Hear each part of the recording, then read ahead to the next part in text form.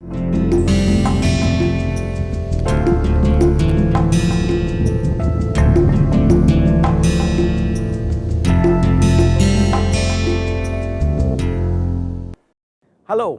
welcome to the third week of our course on marketing management part 1. The overall theme of this week will be marketing information system and leading to market research, theories, techniques, processes, tools and examples.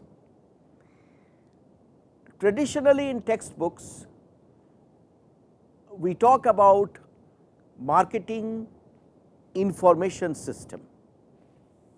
It is defined as people, equipment, procedures to gather, sort, analyze, evaluate and distribute needed timely and accurate information to marketing decision makers.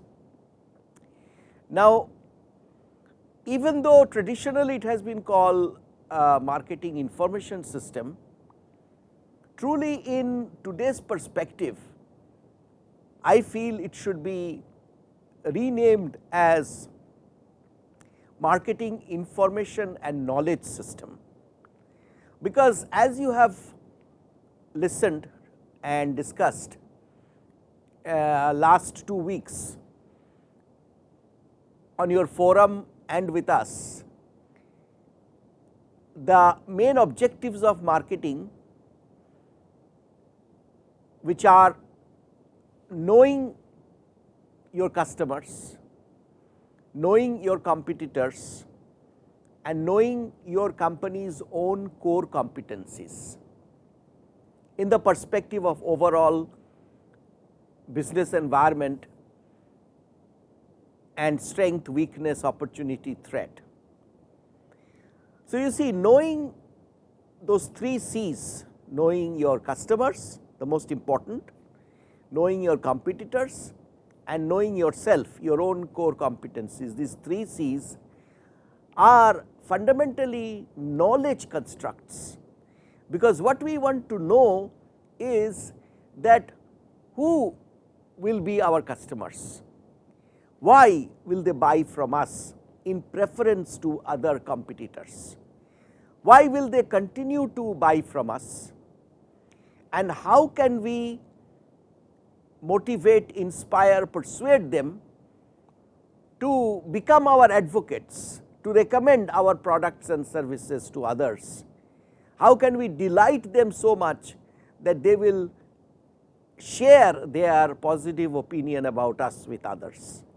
These are 4 fundamental questions, the whole purpose of marketing, to know who are our likely customers, to know why will they buy from us, to know why will they continue to buy from us, and to know how we can delight them so that they will become our advocates.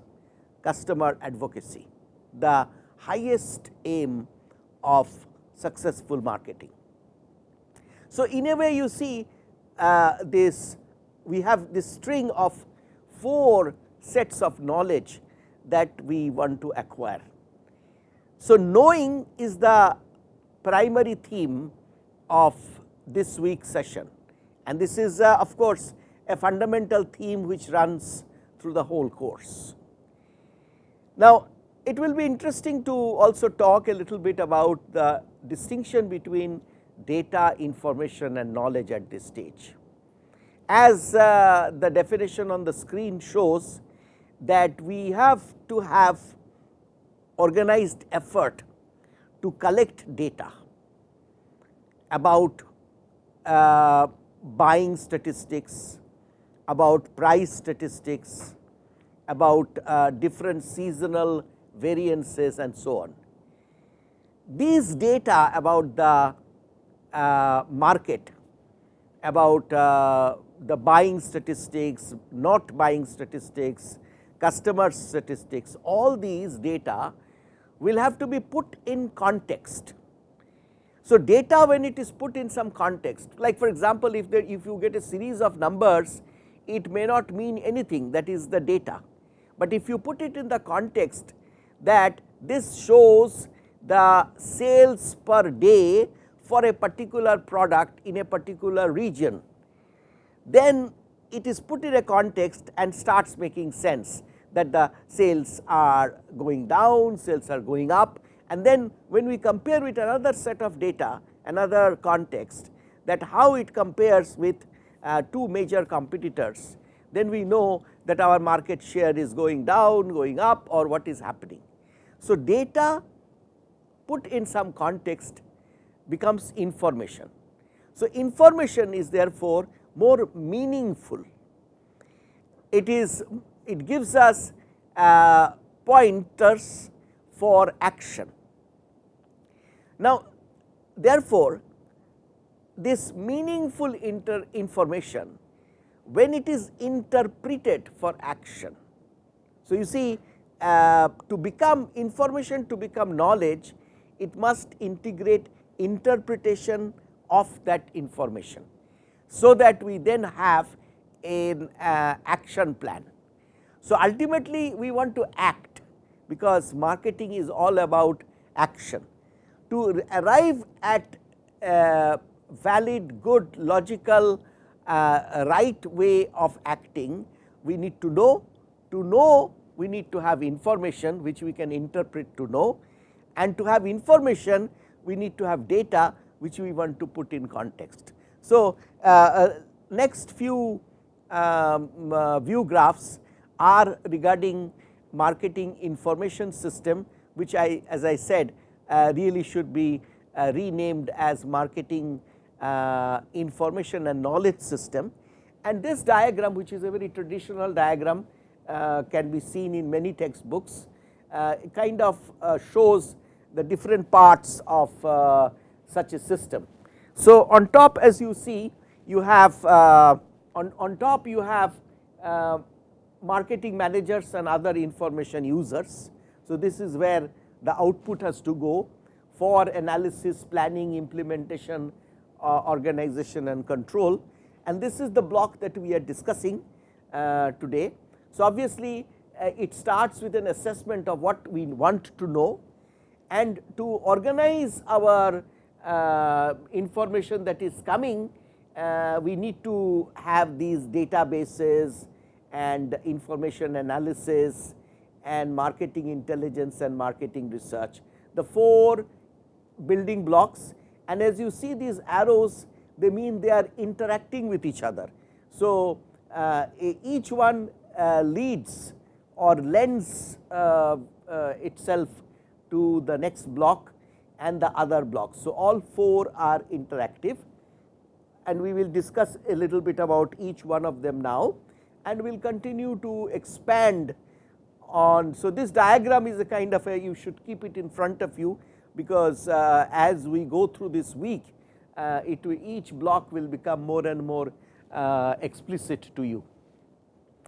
And then we have of course, the output will have to go. So, one side we have assessment of the information need, and the other side we have after this block, whatever is coming out is fed back to the users, to the managers for their decision making.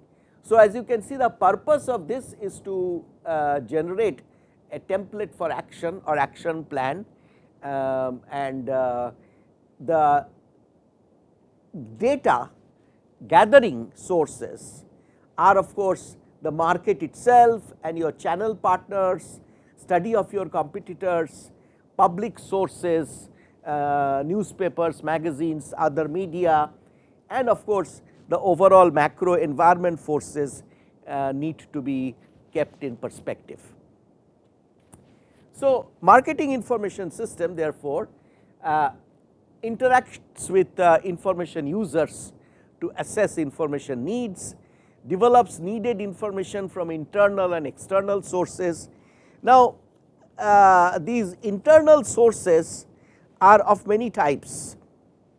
For example, internal records, marketing intelligence, market research, and examples are internal record examples can be sales data, cost data, cash flow data, production schedule, shipment, inventory, competitor activities, customer demographics, psychographics, buying behavior, customer satisfaction data, service problem record, and so on.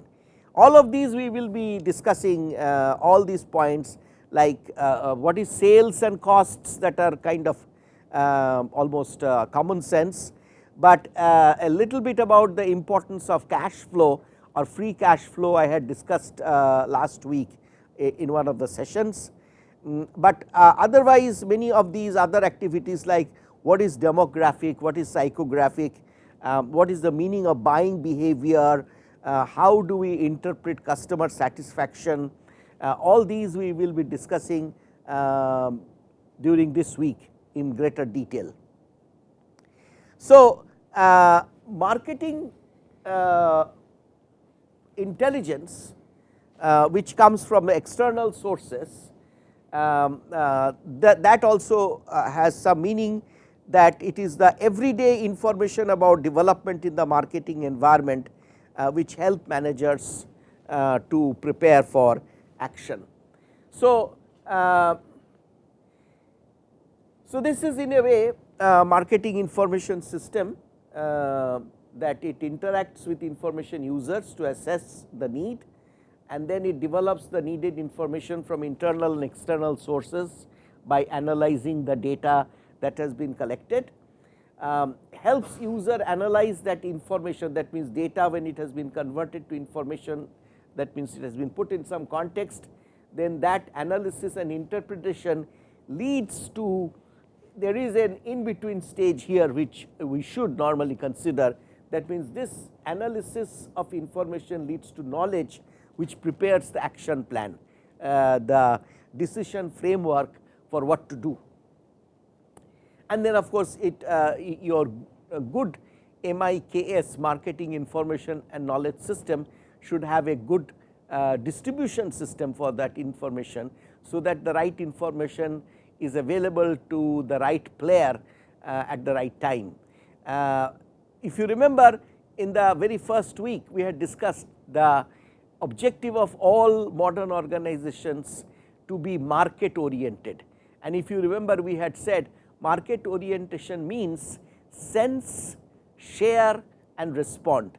Actually this is an embodiment of that same concept, that is sense from the marketplace, from your internal sources, from your own frontline employees, service engineers, sales engineers or sales representatives, sense what is happening in the marketplace, what the market wants, what the customers are complaining about, what customers would love to have, sense. Then internally share that sensed data in the context of what you want to do, where you want to be and so on, and that gives us information which then further is interpreted to respond for further action. So, sense, share, respond, and to is what is meant by market orientation, and the engine to arrive at that market orientation is what this MIKS is all about. So, what kind of information we would need is obviously, that means what enables us to respond, what enables us to take action. And important point of course here is there are some I would say limitations which we have to know, that not all information can be obtained. So, a marketing information and knowledge system should not lead to paralysis by analysis. That means you cannot actually keep on collecting data, keep on generating information till you have everything, all kinds of possibilities, eventualities which can be analyzed with the massive amount of data that you are wanting to collect. That will be a wrong approach, because ultimately you have to take action. So, in today's scenario, where the velocity of the business has accelerated enormously, we have to act, and often therefore, we have to take some kind of an evolutionary approach to this marketing knowledge system. That means, we have some good amount of data which can be put in context to get information, and with the interpretation of that maybe incomplete information, we should act, and based on the feedback that we get from the marketplace on that action, we should be able to quickly respond and modify.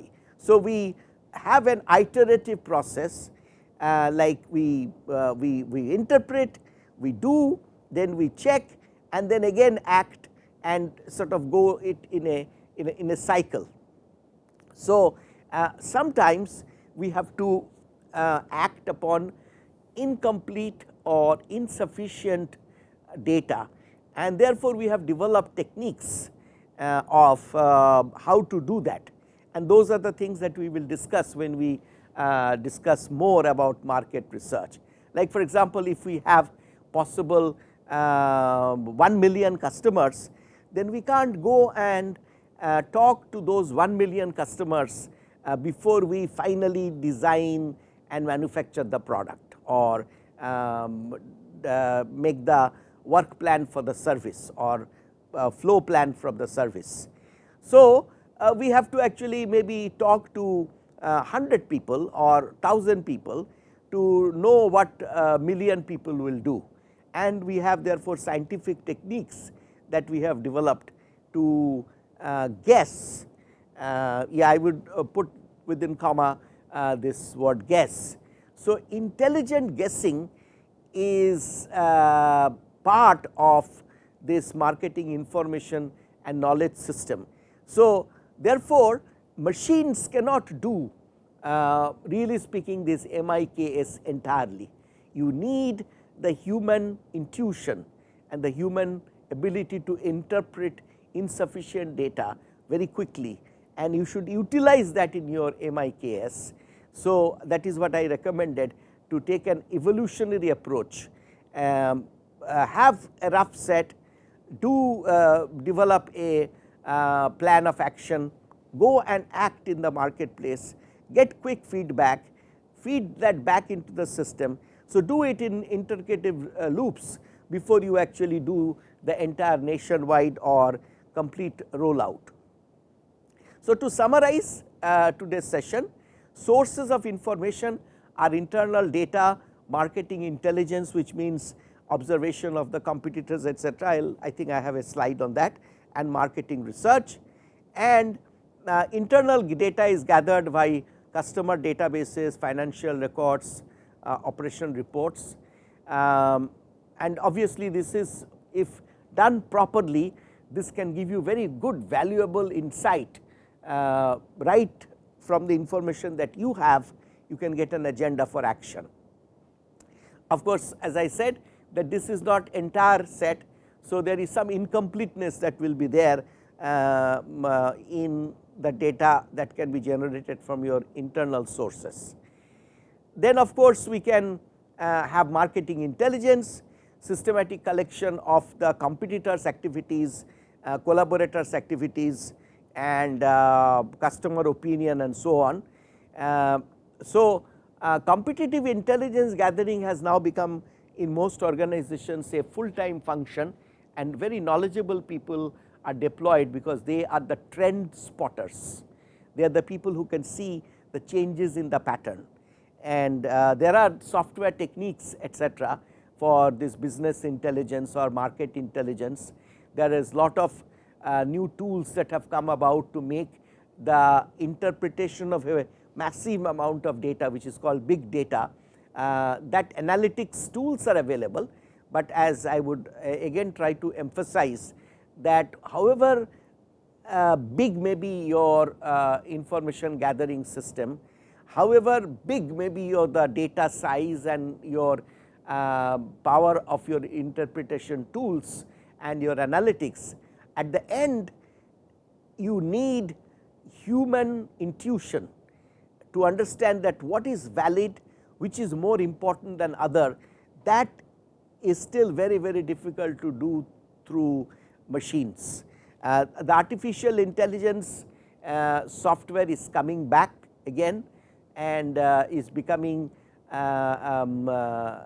less ambitious, I would say, and therefore less expensive, providing very good results, but at the end you do need a human pilot to drive this complex process. Sources of competitive intelligences are your own employees, the frontline employees, your service people, your sales people, your channel partners.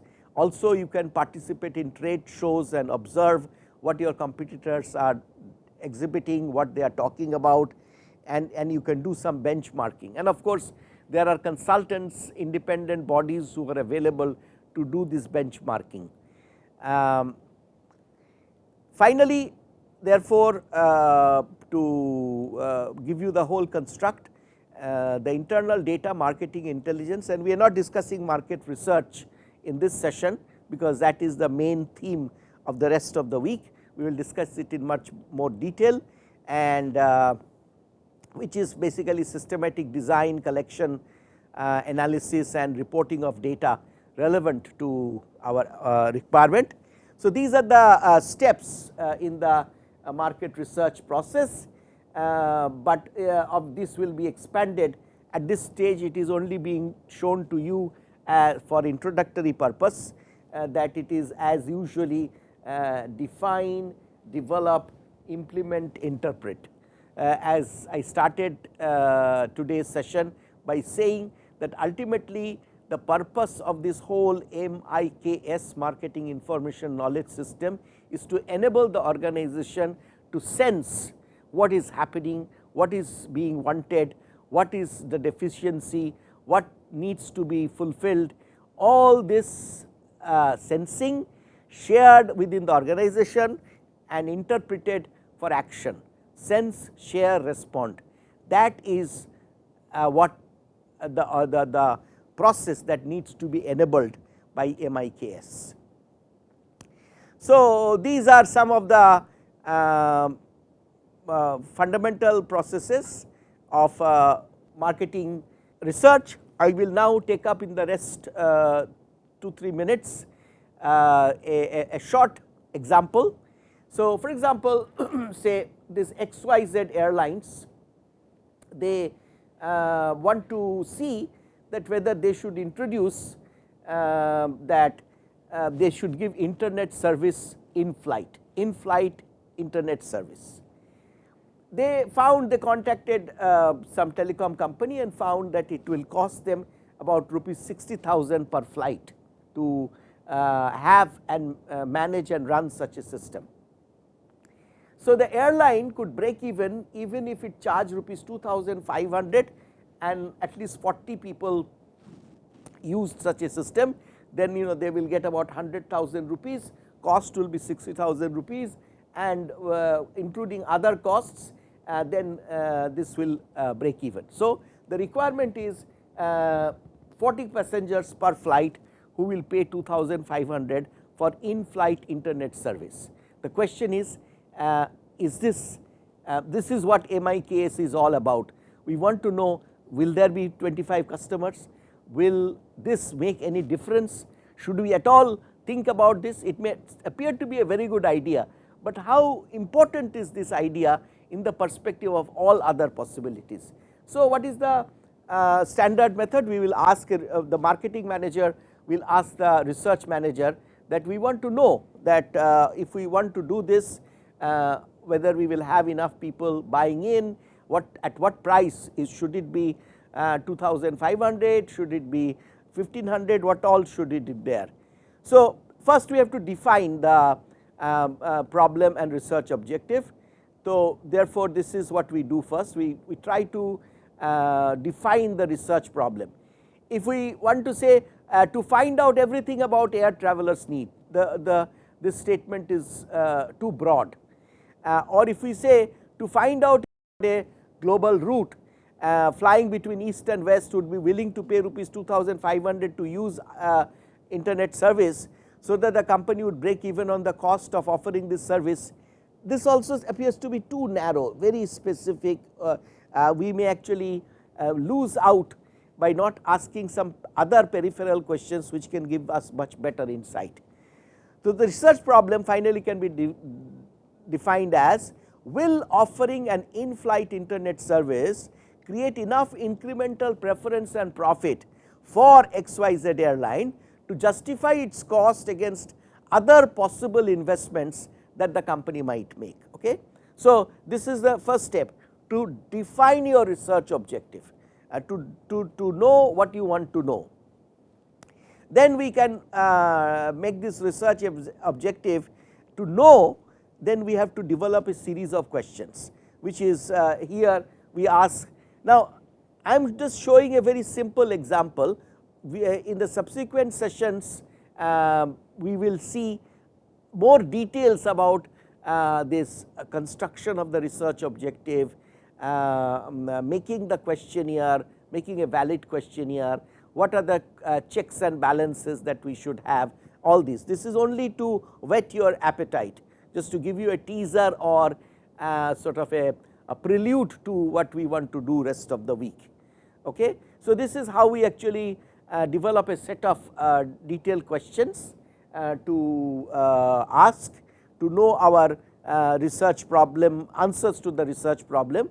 We break it down into whole series of questions, and then we go to the market, go and talk to the passengers, talk to the our own employees and so on, to find out the answers to those questions.